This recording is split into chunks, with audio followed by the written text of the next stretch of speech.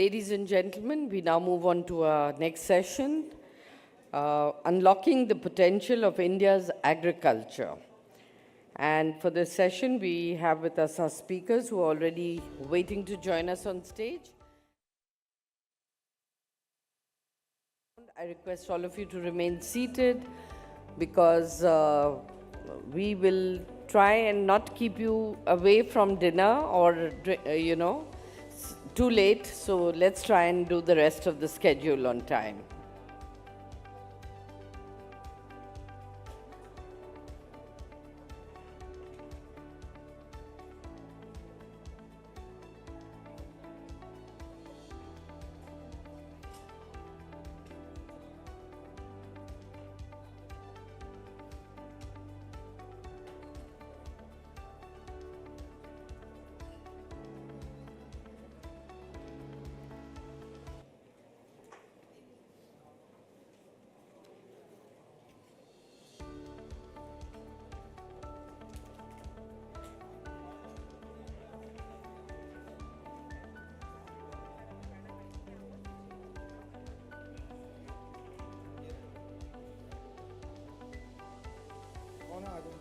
कौन है?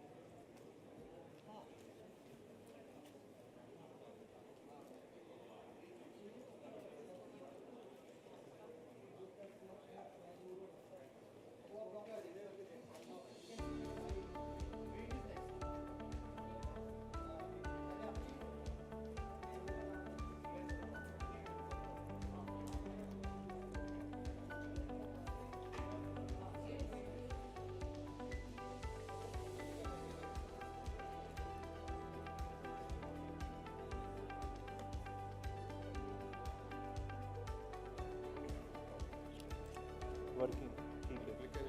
Clicker is there. I'll explain it to Mr. Denning as well.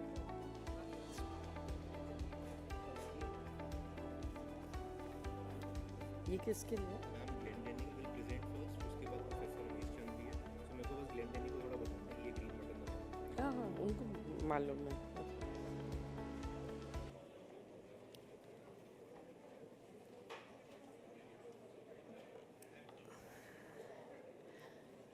Ladies and gentlemen, we are ready to begin with our next session. For this session, we have with us Dr. Glenn Denning, Professor, School of International and Public Affairs, Columbia University, Mr. Ramesh Chand, Member Niti Aayog and Chairman, Institute of Economic Growth. And chairing this session is Mr. Sanjeev Puri, President CII and Chairman and Managing Director, ITC Limited. May I request all of you to settle down so that we can start with the session right away. May I invite Mr. Sanjeev Puri, President CII and Chairman and Managing Director ITC, to kindly give his opening remarks and take the session forward.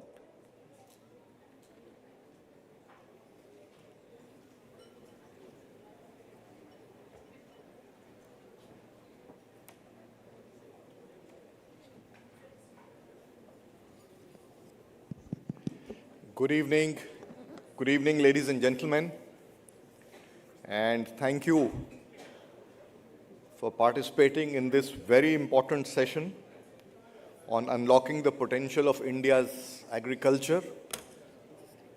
Agriculture, as you know, is a very vital segment of the economy, and to provide insights on this very important sector, we have a very distinguished panel of thought leaders. Before I invite them to share their thoughts, I'd like to make some introductory comments setting the stage for our discussion. India's agriculture sector has been the backbone of our economy showing remarkable resilience and adaptability. Having the world's largest arable area of 156 million hectares and 15 diverse agroclimatic zones, the sector has achieved an impressive average annual growth rate of 4.18% over the last 5 years. Agriculture today contributes to a much smaller component of the GDP than it used to do in the past, but continues to employ about 42% of the workforce in India. And this is a trend that is commonly observed in nations that traverse their development paths. The sector has also been very progressive in diversifying exports. Agri-food exports, including processed food exports, during 22-23 was US dollars 46.5 billion, accounting for 11.7% of India's exports. And this progress that we have seen over time has been enabled by some very innovative interventions to create farmer linkages, bring in technology, bring in investments across the supply chain. And despite the progress that this sector has made, I think there is tremendous room to grow vertically. And this is absolutely required to realize our Honorable Prime Minister's vision of having at least one made in India food product on every dining table of the world.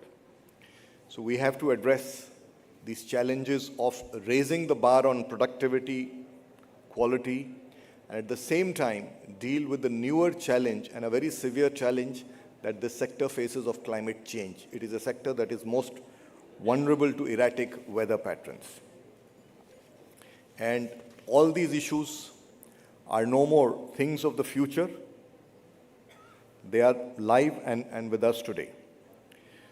So whilst we deal with productivity, we also need to think about sustainability, and we need to think about how the whole practice of farming has to transform such that it's more environmentally friendly.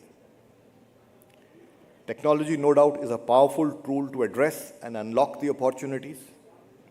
Therefore, harnessing new-age digital technologies to provide innovative and comprehensive solutions to farmers is one important pillar, and purposeful government support over the years for startup has enabled tremendous progress. Today we have 2,800 registered agri-startups which have developed numerous solutions to improve agriculture productivity. We are also seeing collective efforts of stakeholders coming together, farming collectives, policymakers, private sectors, developmental financial institutions that focus on agriculture, all coming together to co-create solutions. So no doubt progress has been made, but we still have challenges.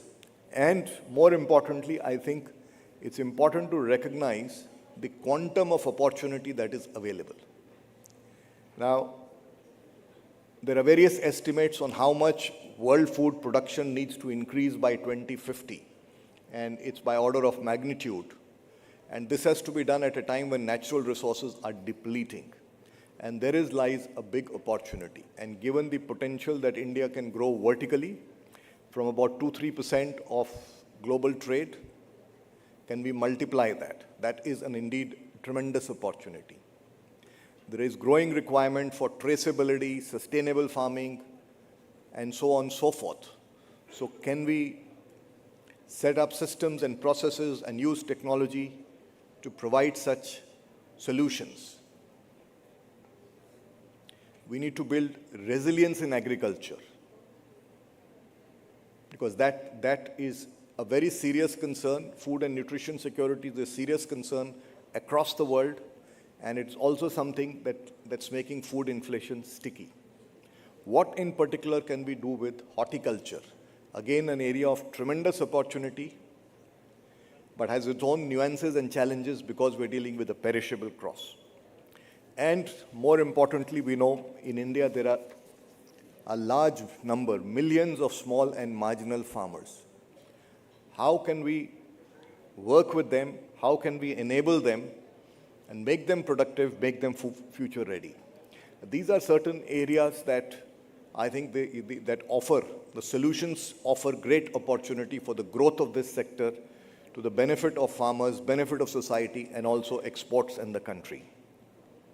And to provide insights, to deliberate on some of these issues, and to enable some concrete thoughts to emerge, to develop a decadal roadmap, I have great pleasure in inviting, first of all, Dr. Glenn Deming to please address us.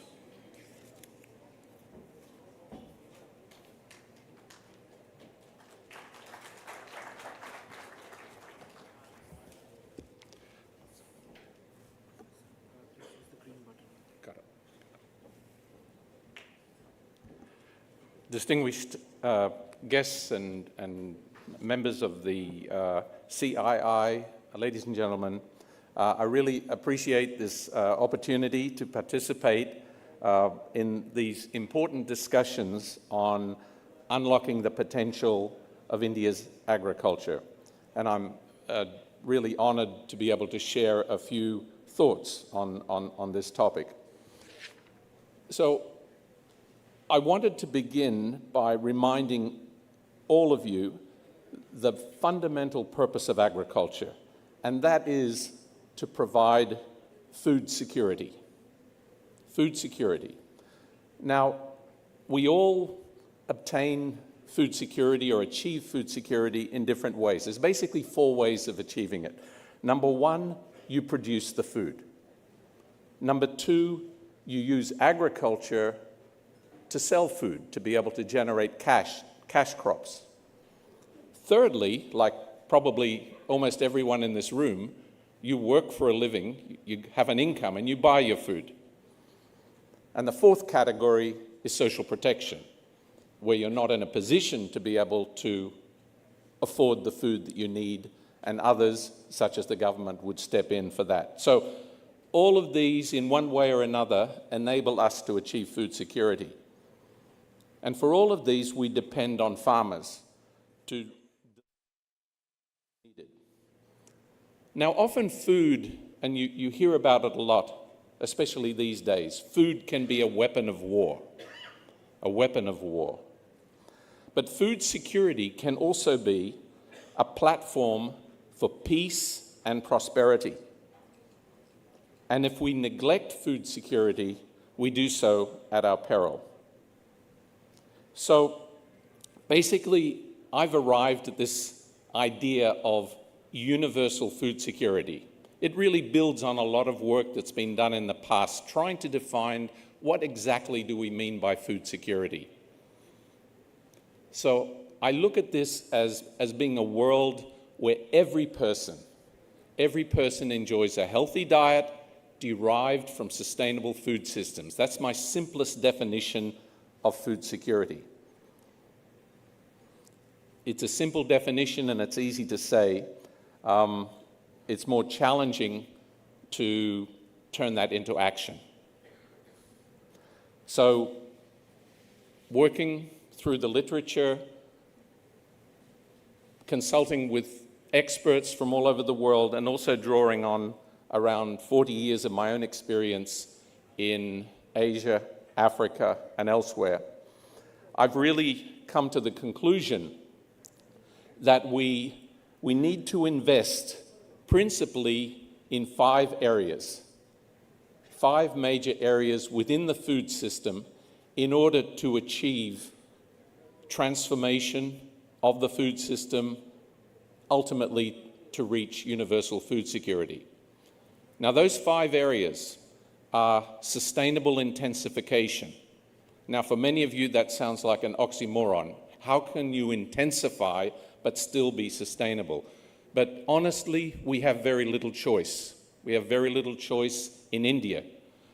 You have very little land to expand to. So the only way is to intensify. The challenge, of course, is to do so sustainably, which involves much more efficient use of inputs, including water, including nutrients, including energy, including even labor. It requires climate-smart agriculture, agriculture that does not further cause damage to the environment. The second area, of course, when you produce the food that you need, is how do we market it? So market infrastructure. This is basically connecting farmers to markets. It requires physical infrastructure, roads, rail, electrification, ICT, information communication technologies, and all of the soft infrastructure that's needed to make those systems work. The third area is post-harvest, what I would call post-harvest, reducing post-harvest losses, including food loss and food waste. And the tragedy here is we basically throw away about 1/3 of the food that we produce. So all the energy, the nutrients, the water, the labor that went into that is lost. And there's ways in which we can reduce those. Healthy diets. This involves a convergence from undernutrition and overnutrition. Yes, we have overnutrition. We have the double burden of malnutrition. In India, tremendous progress has been made over the last 20 years, reducing the level of stunting. It's now down to about 35–36%. But that's still tragically high. That means 1/3 of children under the age of 5 are off to a very challenging start to their lives in terms of educational opportunities, in terms of livelihood opportunities. So reducing that is absolutely essential for achieving universal food security. And finally, social protection is really geared towards all of those folks who are not in a position to achieve their own food security. Healthy diets from sustainable food systems. Plus, we have a number of cross-cutting issues, including gender equality, including good governance, including broader areas of education and health. So this basically tells us what to do. All right, so in this cartoon, we see these two people talking about how we move from what we know to what sort of an outcome we want. Yes, we can just wait for a miracle to occur, or we could be much more proactive. Now, this is the great challenge now. I think we have all the information we need to be able to transform agriculture in this country. Very strong research systems, strong institutions. In 1967, this book was written about India, about food security in India. It was a bestseller. It was called Famine 1975. Look it up. Two Americans wrote about India and described it basically as impossible. Basically, they had different categories. They said, in the end, it can't be saved. Can you imagine that? 1967. 50 years later, India is the largest exporter of rice in the world. Okay, so that's the sort of transformation that is inspirational. But obviously it's not enough, right? It's not enough now. Here we are in 2024. 50 years on, we still require smallholder farmers to contribute, not just to food security in India, but also to transformation of the food system in India. They need technology, they need incentives, they need stronger institutions. But ultimately, we still need smallholder farmers. Smallholder farmers are here to stay for a long time yet. So I believe that if we invest in smallholder farming, we connect them to markets, we reduce post-harvest losses, we work on improving our diets to become healthier, and we connect all of this to social protection systems for those who aren't in a position to help themselves. I think truly we can lift this nation to another level of peace and prosperity.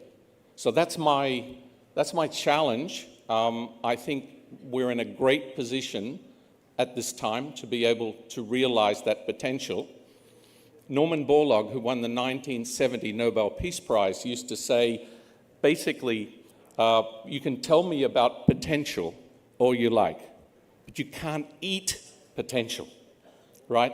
So we have to translate all of this into food, into healthy food from sustainable food systems, universal food security. Thank you very much for your time.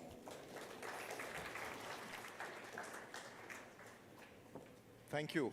Thank you very much for that very insightful address and the very interesting framework that you had put in place. I now have great pleasure in inviting Dr. Ramesh Chand for the special address.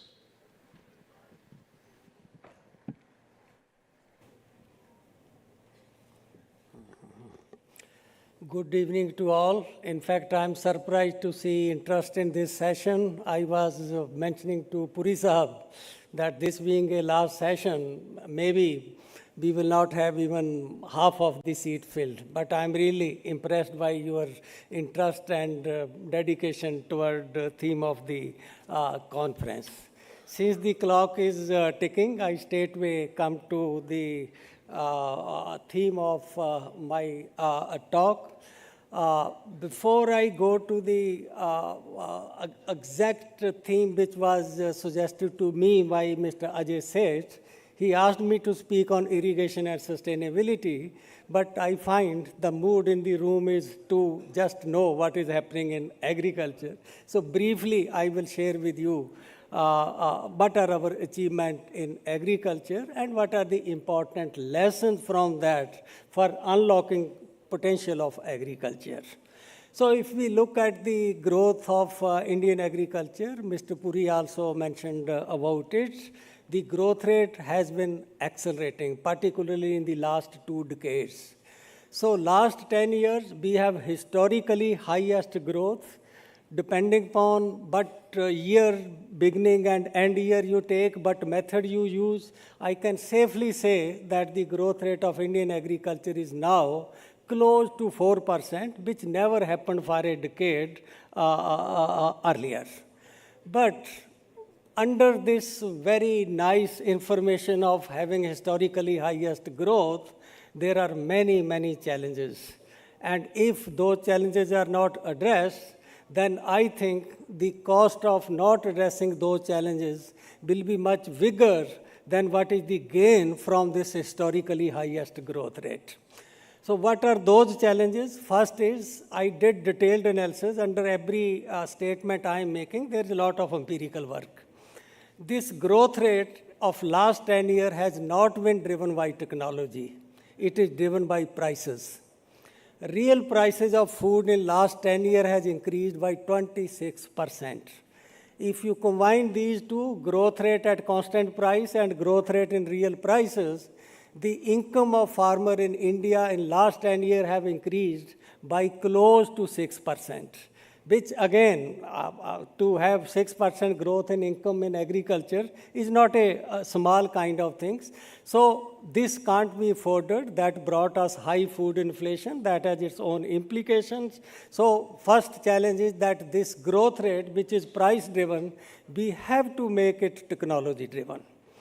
The second is, if you look at the efficiency, like I looked at efficiency in terms of what is the real cost of production of 1 ton of major food, the trend is that that cost is rising.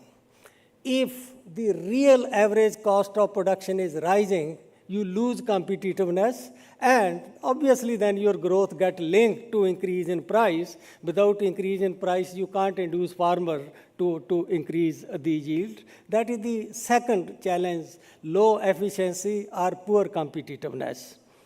Third is the challenge of sustainability, that if we look at water, if we look at land, air, what has been happening there, that is not very healthy, rather that is very, very unhealthy. Fourth, this growth rate is not broad-based. This growth rate has not happened this kind of growth rate has not happened on 94% of area. It has happened only on 6% of area which grows fruit and vegetable. It has happened in livestock. It has happened in fishery. But it has not happened in cereal, oilseed, and pulses, which are our convention agriculture and which are face of Indian farmers. There is fifth challenge also, that is the challenge, fiscal challenge. We all know subsidy have been rising, price support. I have not mentioned that here. Then people start saying if you are discussing support to agriculture sector, you let us know what is the support government is giving to industry. So since I didn't have that complete data, so fifth challenge I have not mentioned here. If now I look at if I disaggregate this growth in agriculture sector in terms of what happened in different segment of agriculture, you see the first segment, as I said, cereal, pulses, oilseed, cotton, sugarcane, this kind of crops are grown on 94% area, but the growth rate of 94% area has been on an average 1.6%. In many states, the growth rate is 0. In 4 states, the growth rate in this segment in last 10 years is negative. Now the issue is that if those farmers who are doing cereal, pulses, and oilseed are also doing little bit of horticulture, also doing livestock, then their overall income will increase by 4% because they are also doing little bit of those things. Again, the information about that aspect is 47% agriculture household of this country neither do horticulture nor they do livestock.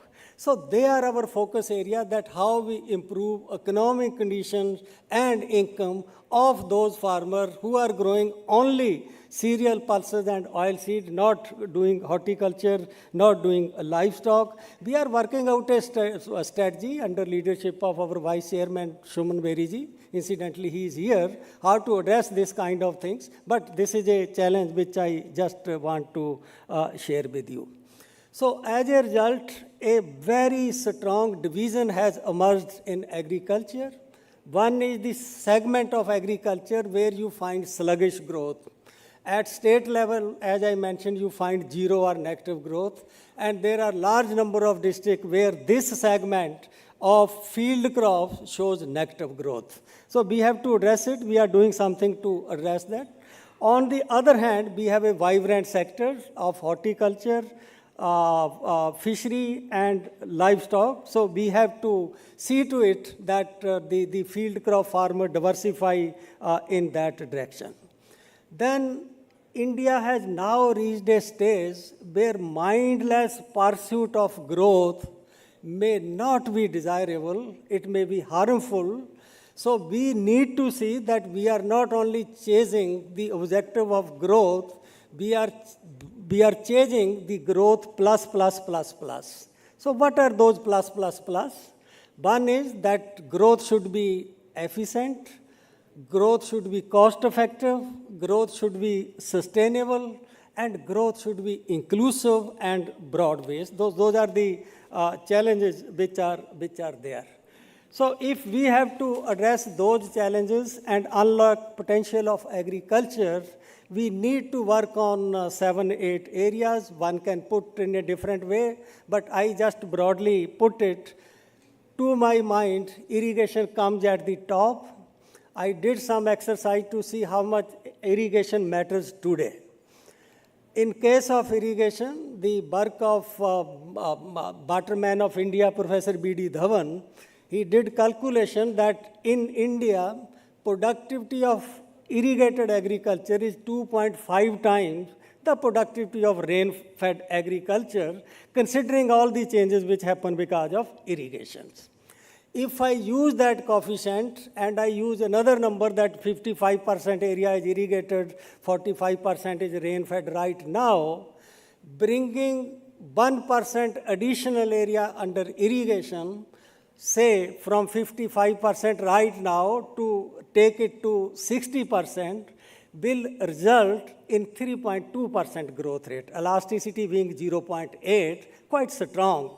because now major area is under irrigation. So one thing which is rising is smaller. So you get elasticity less than 1. It is 0.8, which is quite substantial. Then there is technology, including frontier technology, and we know technology is the prime mover. It creates possibilities. That is the second. Then we have policies, infrastructure, institution, investment, public investment, household investment. But is more important for future, for unlocking potential of agriculture is private corporate investments. In fact, share of private corporate investment in agriculture, which basically is production agriculture, that is the definition of CSO. They don't consider investment in warehouses, marketing, etc. That comes under different category. So when you talk about investment in agriculture, not for agriculture, share of corporate sector is only 1.5%. In fact, out of the total investment of corporate sector, only 0.3% are invested in production agriculture, whereas we have very strong evidence from ground that wherever private corporate sector invests in production agriculture, you have very big gains. Again, there are papers from Niti Aayog. One can see to it in which state, why Andhra is having 7%, Punjab is having only 0.5%. Those are the kind of growth which give clear messages about the importance of corporate private investment in production agriculture. And lastly, very important, rising role of exports. Why I am writing this is that our last 10-year growth rate is 4%. Our projections are that in next 10-15 years, growth rate is likely to fluctuate around 3.5 to 4%. This is almost 4 times the growth rate in our population. And if I consider income effect and population effect, the demand for food in India is likely to increase by around 2.25%. So if output is rising by 4%, demand is rising only by 2.25%, we have to find market for a remaining 1.5 or 1.75%. And again, our calculations are that India in the coming decade will be required to find overseas market for 1/3 of incremental production in food sectors. And if you want that kind of thing, you have to be competitive. This also has a message for sustainability that even if India's growth rate, some compromise has to be made for sustainability. India right now is in a position to do that if we want to address the issue of sustainability, which is very, very important. Now coming to, in next 3 minutes, coming to the exact topic which was mentioned by Ajay Sethji, that I should speak on irrigation and sustainability. Role of irrigation is very well known in our country, how it has grown. But this is one role. Mr. Puri also mentioned about resilience. You see how irrigation brings resilience. Between the decade of 70s and the recent decades, the irrigation has increased, almost doubled.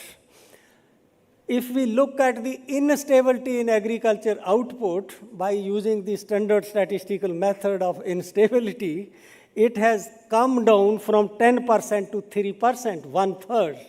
So this is how you gain this resilience by developing irrigation. So that's why irrigation is so important for resilience and for adaptation to climate change. Then coming to sustainability, agriculture is very, very important. I don't know how much time we have, why it is important. Let me share with you some facts. For the world as a whole, the share of arable land, cultivable land in the total land is 10%. In India, it is 58%. So when more than half of the land is put to a one sector agriculture, then the land which is needed for ecological functions, other kind of function, hardly exists.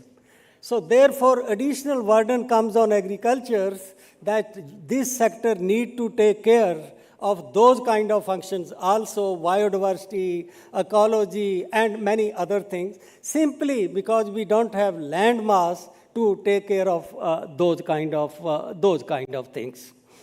Then water, we know that in summer, sometimes we have to run train from one district to another district to meet water requirement of people, but then we are using 80 to 90% of water in agriculture. In some year it is 80, in some year it is 90, most of the year it is in between. So that is the figure we have.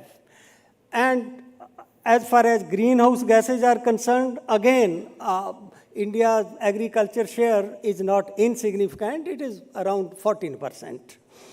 Then there are rising threat to sustainability because of water table going down, land degradation, so many practices happening. But one practice which I want to share with you, that how traditional agriculture was more sustainable. In 70, when we started Green Revolution, the nutrient which we derived for our food production from organic manure were 4 times the nutrition which we derived from chemical fertilizers. Today, it has changed 8 times. Now the nutrient which we take from chemical fertilizer is 2 times the nutrient that we take from organic manure. So this kind of things are not sustainable, that today we have reached a stage where we don't care about manure and those kind of things. So like this, there are so many issues. I would only like to take just 1 minute that how we can address the situation. The answer lies in improving efficiency of water use. If you look at how much water you use to produce 1 ton of food, as you can see in the slide, to produce 1 ton of food, we use 1654 cubic meter of water. China use less than half.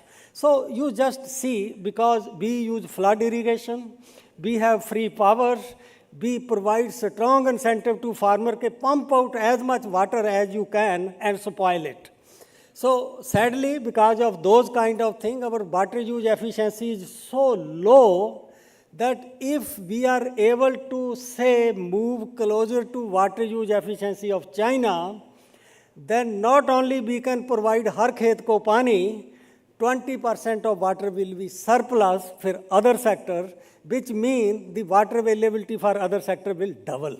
So those are the kind of number that because of 80% share of water, how much agriculture matters. And some efforts are happening, particularly during last 10 years. Earlier I missed that slide, that for 25 years, area under canal irrigation was not rising. But then vision of our Prime Minister, he said all these things have to be reconsidered. Let us go for new way of doing things, last mile connectivity, development of catchment area. So how things change, you can see for 25 years, we spent thousands of crores of rupee on irrigation, public irrigation, but area under canal irrigation declined from 18 million hectare to 16 million hectare. What a waste of resources. So when in 16, PM came with PMKSY, you just find how much change has happened. And every year we are increasing 1% area under irrigation. Similarly, in micro irrigation, you just see that how much increase is happening every year. In the last 7-8 years, 1 million hectare area every year is brought under micro irrigation. Those are the ways to achieve higher efficiency in agriculture. I think I should respect time and just last slide, that in order to harness sustainability, the major determinant of sustainability are technology and policy. Sadly, the kind of technology which we have been doing, it was maximizing yield. it was not looking at how much resource is needed to achieve that increase in productivity, because scientists used to show their performance with two indicators: what is the increase in yield of the variety I have developed, and second, on how much area this variety is grown. They never looked at whether my variety resulted in 4,000 liter water per kg of rice. Earlier it was 3,500. They never look at those kind of things. So we have to change that kind of approach. Second is policy, subsidy, etc. But now we are realizing this threat, and government has come out with the sustainability mission, and several other things are being done. Lastly, I want to say that we cannot address the challenge of sustainability, which means we are compromising interest of future generations, sacrificing their interest to have higher growth for present generation. For that, we need to have agroclimatic regional planning. Today, rice is grown in the area where rainfall does not meet even 10% water requirement of rice. So those kind of things are happening. We are growing groundnut in Jodhpur district. We sow it in the month of April and harvest it in month of August, when Jodhpur doesn't receive any rainfall, otherwise arid region, because of subsidized irrigation. I think those kind of things must go. Solution exists, but people, government, and this nation require bill to address these problems. Thank you very much.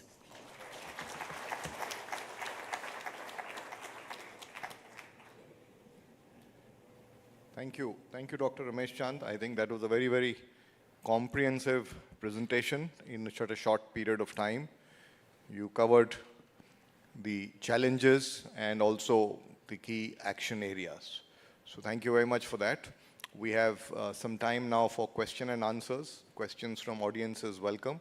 But just before we start with the audience, I'm just going to pose one question each to the panelists, and then we will come to the audience.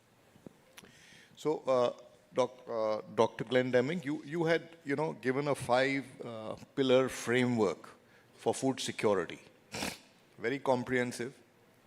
Now, what do you think is required to make that happen? Are there any global examples, global case studies where we can draw on how this whole framework could be, or these elements could be put to action? Yes, that's the great challenge. Those 5 areas, as robust as they are, all have to be implemented in context. So what is good for India is not good for Malawi, is not good necessarily for Brazil. So understanding local context is important to come up with the specific kinds of interventions, many of which Professor Chand mentioned, but placing them in context, biophysical, socioeconomic, political context. How does it actually get done? Well, I think it's obvious even by the audience here. We need to have government playing a role. We need to have business playing a role, much more than they had during the Green Revolution, connecting farmers to markets. We need to have higher education institutions involved. And when it was all boiled down, it requires top-down and bottom-up. But I think most of the work, most of the successes I've seen have been done at the national level and at the sub-national level. So the key conclusion that I came to was that it was all about leadership, was all about enlightened leadership. And that's why, I put a lot of my personal effort into building a new generation of leaders who can understand the kinds of interrelationships, who can understand the importance of working across different sectors, who are committed to impact. And I think that involves really working with the design, the curriculum of higher education. The kinds of people that will end up working in government, will end up working in the business sector, will end up working in private sector organizations. They really have to have a much better conceptualization of the complexity of the food system and, you know, to reach across institutional barriers and sectoral barriers and disciplinary barriers to achieve an impact. Thank you. I'll now come to Dr. Ramesh Chand. I think you made a very, very interesting observation that the private sector investment in production is only about 1.5%, and where the investment has been higher, agriculture has grown at 7%. So that's a very, very interesting insight. So the question I have for you is that what do you think is required to enable greater private sector participation in this area? How can private sector play a role in bringing technology, innovation, and greater participation in this? You see, we all know that private sector in its investment is mainly driven by profit motive. And profit will happen if private sector is allowed to do business in agriculture. If you are not allowed to do business in agriculture, then of course some investment as a corporate social responsibility can come, but not the major investment. Sometime back I published a paper in Business Standard, Plowing Private Capital into Agriculture, where I talked about, without naming them, but today I can name it because everybody knew whom I was referring to, that was the role of Jain irrigation in banana revolution in Jalgaon districts. You see, the kind of things which they did, today Jalgaon is the 5th largest banana producing country. Only 4 countries of the world produce more banana than Jalgaon. Otherwise, Jalgaon is head of rest of 100 countries in producing banana. How that was made possible? Because Jain irrigation supplied them disease-free, tissue-cultured banana saplings. Then they also invested a lot in drip irrigation and those kind of irrigation. Most recently, I have experience of Andhra Pradesh, which has highest growth for agriculture sector as a whole. Last 10 years, their growth rate is 7%. To get 7% growth in agriculture is not a mean thing. So how they did it, I made 2 visits. One, I interacted with Jaganji and then with the present CM. They are involving more than 12 corporates in having some sort of formal or informal contract with the farmers for seed distribution, quality seed distribution, supply of plant propagation material, land holding for planning and implementing drip irrigations, advisories for crop planning, advisory for control of pest diseases, and also in many cases buying produce from the farmers. So I was told by state bureaucrat, which I find on the ground, that state facilitate lot of informal kind of understanding between farmer and private corporate sector, that if farmer will prefer, they will buy the produce from the farmer at some pre-agreed price, which can be negotiated at the time of actual transaction without formal kind of contract farming. So this way, there are numerous ways. And we also know that future growth will come from knowledge-intensive agriculture, science-intensive agriculture. The sad state of agriculture in states is that extension has collapsed. Extension posts are vacant. If you ask an extension person why you are not visiting farmer, he will give you very good reason. I have no car. I have no jeep. If I have jeep, I don't have money for putting diesel or petrol into it. That is the state of extension. So who will take the technology from lab to land? I think the role and necessity rest with the private sector. The center and state government should see to it that this role is facilitated. This is how you can play a role. Thank you, Dr. Ramesh Chand. So I'll now move on to the gentleman here. Can you come in? You may please introduce yourself and then the question. Thank you, Mr. Puri. Very good evening. I'm Rahul Banerjee. I lead a think tank in Delhi, Vaisana House. I had a two-part question. You took the first part. I will come to the second part. Mr. Chand, increasing farm output or even agricultural output, if we want to double it, we need a very good infrastructure as well as a manpower. So we have a very large population of individuals in India who attend higher education institutions specializing in agricultural technology or agricultural science, but do not actually get back into the agricultural ecosystem. How do we attract more young individuals into the ecosystem who can come into the ecosystem and practice agriculture as a profession? Thank you. Shall we take one more question then together? I think that gentleman raised his hand first, so after that you can come. Mr. Puri, you had referred about traceability, and Mr. Chand referred that exportation of our agro-produce is required and will be more acute need in days to come. But there wasn't any deliberation on the solution how we can get rid of the traceability issue that we are having today in export markets, mostly in developed countries. One of the thought I have is that if we can use the drone-based digital mapped land holding data and can utilize that thing in terms of traceability, though it's not so easy, just a thought I'm saying, because we need to get a solution to, just because our export competitiveness is going down in that case. Secondly is the water where the agro produces are grown that's contaminated with urea and pesticide. One solution is that if pesticides can be, sprayed through drone. But apart from that, that's more with the land part. What about water? Because contamination is there in land and water. Even though the farmer is taking the best precaution in terms of growing the produce, which will be adhering to the standards in the developed markets, just because of water contamination and land, we do get these challenges. So your thought on this? Thank you. So, would you like to go first? Yeah.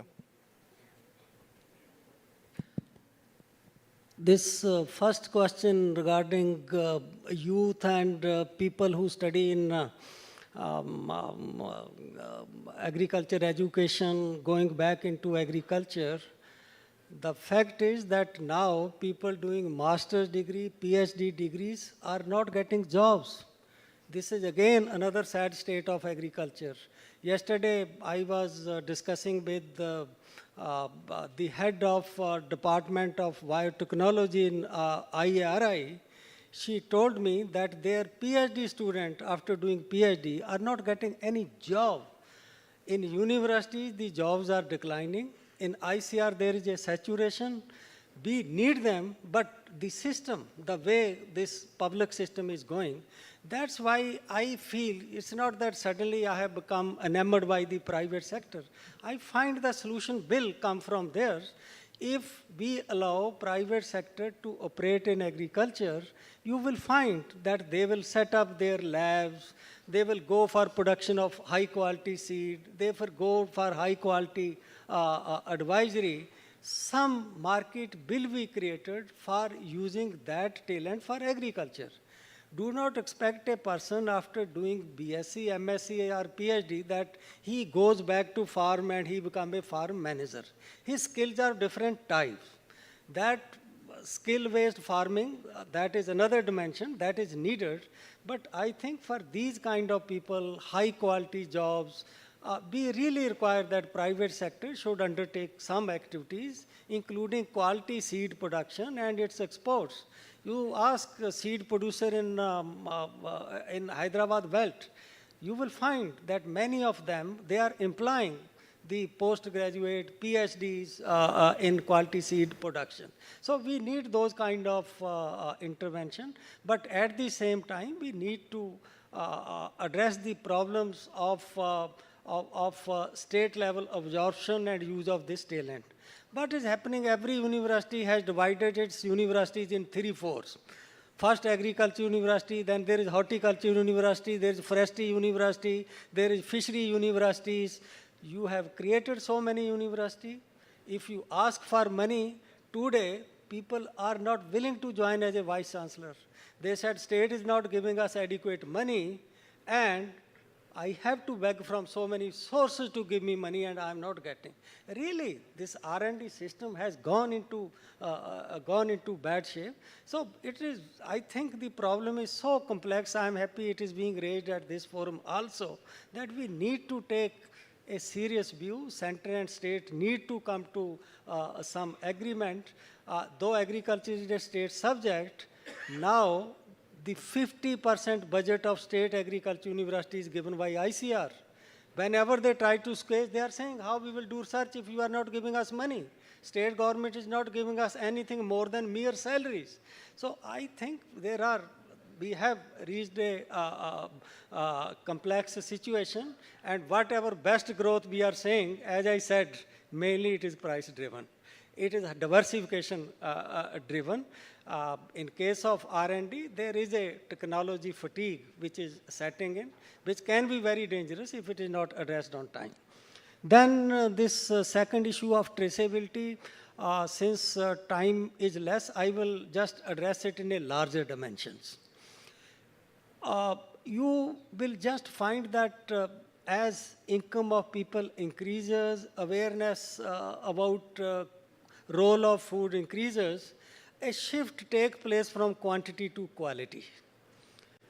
Today, if you want to double your income or triple your income, you can't do that by increasing quantity. You see, even if you use best variety, your yield will increase by 20%, so your income may increase by 15%. To increase that yield, you also require additional cost. But if you are able to target consumer with a particular attribute, with a particular quality, you can take double price. You can take 3 times price. It is happening. You look at what is the price of milk sold by Country Delight compared to milk of same quality that is sold by Amul or Mother Dairy. They are getting much, much higher price. Similarly, people are now working toward that. Sometime back, I did a study that in next 30 years, what will be the increase in total food demand? In that total food demand, when it was not matching with the increase in quantity and expenditure, but I thought was that 1/3 of the food demand in future in India will be for quality trade, which also includes traceability and those kind of things. But if you are forcing farmer, the only option you have is you have to take your produce to APMC and sell it. Where this kind of infrastructure is not there, everything that sell is designated as a dada kind of grade. That will defeat the purpose of quality production. Few years back, India's great agriculture scientist, Dr. Basel, he was with CIMMYT. He developed a variety quality protein maize, which was having 40% higher protein than ordinary maize. But from the look, you can't identify whether it is a quality protein maize or it is an ordinary kind of maize. So if you do not let value chain develop from farm to factory or farm to end user, farm to consumer, you will find that the incentive for quality is very difficult to pass on from consumer to producers. So we need to create those kind of mechanisms, direct buying from the farmers, development of those value chains, labeling, not only traceability, even labeling. Traceability, etc., it is happening at some low scale. APIDA, they verify some of our export consignments. It is happening at a slow scale, and there is clear evidence that safe food sells at a much higher price compared to food about which you have no information, whether it is unsafe or like that. So quality traits are becoming very, very important. I think it is the quality trait which are already empowering agriculture sector to play much larger role in economy than that quantity aspect of agriculture. Thank you. Doctor, would you like to add something to this? I think I would just say that the trend that you mentioned about sort of going back and becoming farmers, and it's sort of less popular than it was some time ago, I actually see a different kind of a movement towards food systems and food security. It's actually driven by the crises we have, and the high food prices and the opportunities and changing demands for products by urban consumers. So I actually think that it's actually a big growth area, and it's probably up to our higher education institutions to start to reflect that by promoting more and developing more kinds of interdisciplinary programs, building more business into agricultural programs, and I think they'll be, certainly from my experience doing it at an international level, I'm finding a lot of interest from people who are not even currently working in agricultural food. They come to me and say, I want to work in that area. And I tell them, well, don't necessarily do a PhD in genetics, but here's some opportunities of where you can really participate in the food system. It's a big ecosystem. You can work in government, you can work in the UN, you can work in private sector, and increasingly you can be your own, you can become an entrepreneur. You can actually innovate and come up with new institutional models. So we are actually out of time, but we'll probably take, but we'll just take two quick questions. Be very brief to both of them. So we are exceeding the time, but let's go ahead and do it. Go ahead, please. May I have the mic? I'm Arvinder Singh Brara, Chairman and Managing Director of Mantech Consultants. My question is that, we talk about sustainable agriculture, and we've had this problem of stubble burning, which has been polluting the already polluted environment of northern India, most of India. So my question is, I think there is a communication gap between the farmers and because there are programs to help them to use the stubble, but somehow that's not been communicated. So my question is, what can be done to get the farmers on board? Because at the moment they are, protesting and so on, so that's going to hurt the production as well as the issue of stubble burning. So what do you think is the way to handle this? So let's also take the other question very quickly, and then I will pass it on to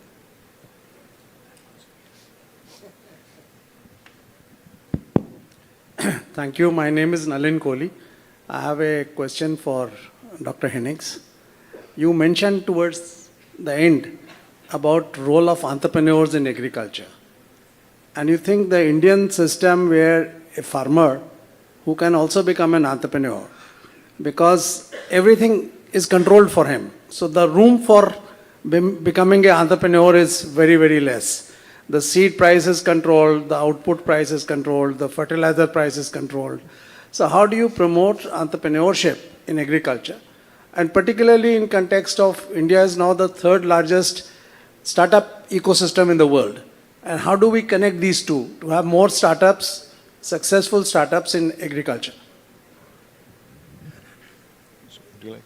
Would you like? Well, an entrepreneur works within whatever system there is. I would not, I do not think India is necessarily stifling entrepreneurship. I think that I see a lot of entrepreneurship within India at all levels. So what does it take to be successful? Obviously, you need an alignment of education systems. You need policies that are supportive. You need including finance that would become available for entrepreneurs. You need improved knowledge about market opportunities. I mean, I'm sure there are many entrepreneurs out there who don't quite understand what the market opportunities are. And so, most entrepreneurship ultimately has to be demand driven. So what sort of a niche can they fill? So I think it's principally education, it's policies. I think many of the technologies are here, and particularly probably the education systems haven't caught up with them. The digital technologies, the genetic technologies, that we didn't talk about today, but I think are going to be incredibly important for the future of Indian agriculture.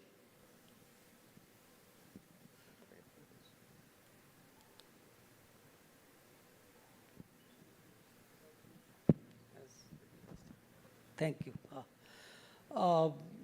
This issue of farmer agitation is complex, but let me see what I can offer as an explanation and how to address it. First, coming to problem of stubble burning, it always takes some time for any innovation to work on ground. Now the solution is available. The solution is compressed biogas. Market for rice stubble is now there. My own projection is that in next 6-7 years, there will be only deliberate farm fire. Otherwise, there will be opportunities for economic return to that stubbles. Already this year, the number of fire has come down in Punjab to 2,350, whereas a few years back it was 10,000. Now the fire incidents are increasing in Rajasthan, Madhya Pradesh and UP. In Punjab, there is a clear trend, and my feeling is that they have already set up 30 BCG plants. And those 30 BCG plants have capacity to use 40% of the rice stubbles. There are investments which are willing to go there and set up these plants. We also visited Punjab with our vice chairman, talked about those kind of possibilities. So that is appearing. But at some places, vested interests don't let it happen. For example, there was a plant in Ludhiana. So farmer protested, we will not let this plant to be here. It is spoiling our soil. Those kind of things apply to every industry. If we will not let industry be there, it will create problem. And producing biocompressed gas and taking slurry back to the field is the ideal sustainable solution for this crop residue. That in situ kind of arrangement doesn't work well, because if you are plowing back the rice straw into soil, when the organic matter will decompose, harmful gases will enter into environment. Only thing is that they will enter into environment slowly over a period, but the amount of greenhouse gases will be exactly same, but you are entering by burning that residue. Therefore, the solution is that let it go to that route. Let us take that greenhouse gas part as an energy, and bioslurry goes back into fields. Now, problem of farmer, that why this farmer agitation is happening in those pockets which traditionally has been most prosperous, where per farmer income has been at least 2 times compared to what was all India kind of average, where poverty among farmers is less than 1%, whereas all India average of poverty among farmers in 11-12 was 20%. Why it is happening there? We looked into it, we thought about it. The reason is that income from agriculture in that state are not now increasing because they are growing only rice and wheat. No doubt they have highest productivity of rice and wheat, but they don't have highest productivity of crop sector. Brother Sahab, I will share my paper with you where I will show that the Punjab now comes at number 4 in terms of what is the productivity of crop per hectare. Because productivity of fruit and vegetable compared to field crop at all India level is 7 times. We get output worth 1 lakh from 1 hectare from cereal, pulses and edible oil. From fruit and vegetable, the average is 7 lakh. So if you diversify, you imagine how much income you will get. But thing is that for 3 generations, farmers are used to produce under a granted kind of price. So they don't feel comfortable that you are producing something for market. So I come from that state and I come from a farming background. I farm, I go there every 2 months. Last Monday also I was there. So there are this kind of problem that we are not letting diversification happen there. Industrialization is also very slow. So still among all the states, the potential of diversification is highest in Punjab. because of the fact that area under irrigation is 99%, road network is so good, but even with best water, best road network, all those things, area under fruit and vegetable in Punjab is 1%. In Maharashtra with 18% of irrigation, you know how much area is under fruit and vegetable. So solution lies in diversification and agro-based industrialization, but this will not happen in vacuum. It requires overall change in the policy framework. That is the ultimate solutions. Since those things are not happening, farmers are seeking increase in their income through price increase, which everybody knows is not sustainable. So there is a solution, again, as I said at the end, but we need to work on several fronts to provide that solution. Thank you. Thank you, Dr. Chand, Dr. Denning. I think this has been a very, very engaging and insightful discussion. And I like to also thank all the participants for being here. I think as Dr. Chand said in the beginning, it's extremely encouraging to see such a significant participation at the fag end of the day and at a subject which has not generated so much of interest in the past. But nonetheless, it's a subject that is very critical to the nation's success. It is the backbone of the nation. It can have transformative influence on the economy in many ways, rising income, consumptions, natural resources. So the multiplier effects are tremendous as far as this sector is concerned. And that's the key takeaway from this whole, the very strong message from this discussion today. And once again, thank you, Dr. Chand, Dr. Denning, for this being here and for your very, very insightful comments. So may I suggest a very, very warm applause for the panelists.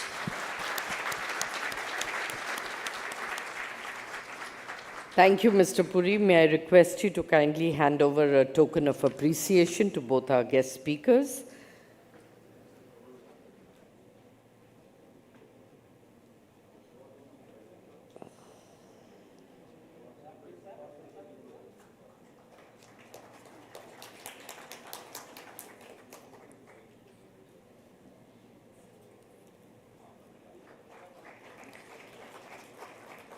May I also request all three of you to please step forward for a photo opportunity, please.